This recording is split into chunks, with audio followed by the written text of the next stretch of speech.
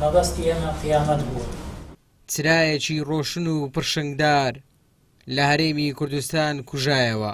خبرێکی ناخۆشت دەوێت کاکشوان هەورامی ئەمری خوای کرد. هاوڕێ و دۆستانی شوان هەورامی نووسەر و ڕۆژنامەنووس بەدڵێکی پڕ لە خەمەوە دەڵێن پارچەیەک لە جەرگ و ڕوحمان لەگەڵ ئەم کەڵە پیا و نووسەر و خەمخۆر و وزە تایبەتە ڕۆشت.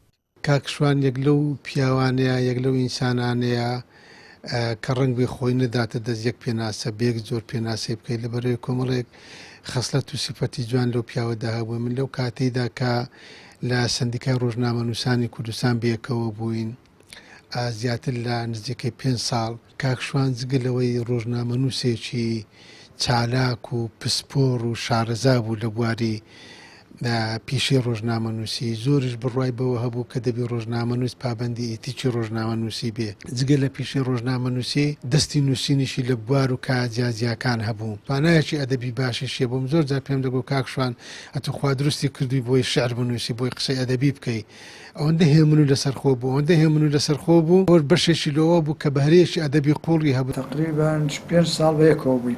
حامید محەممەد بە هەمان شێوە هاوڕێی شوان هەورامی بووە ماوەی 5 ساڵ و لە نێوان 2006 تاوەکو 2011 لە ئەنجومەنی سندیکای ڕۆژنامەنووسانی کوردستان بەیەکەوە کاریان کردووە. لەو بارەوە دەڵێت پیاوێکی ڕازگۆ و حەقبێژ و نەرمونیان و بەسەلیقە بوو هیچ کات دڵم لێی نەڕەنجاوە.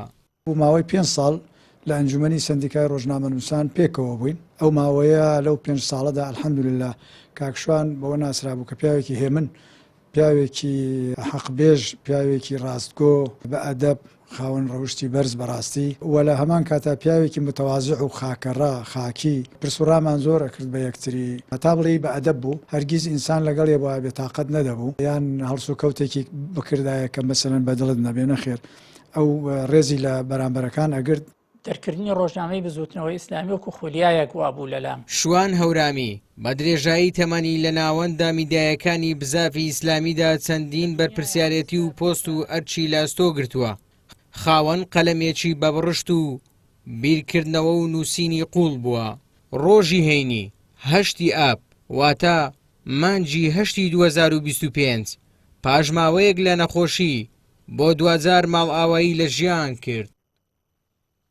ئیبراهیم زیاد کەناڵی ئاسمانی پەیام هەولێر.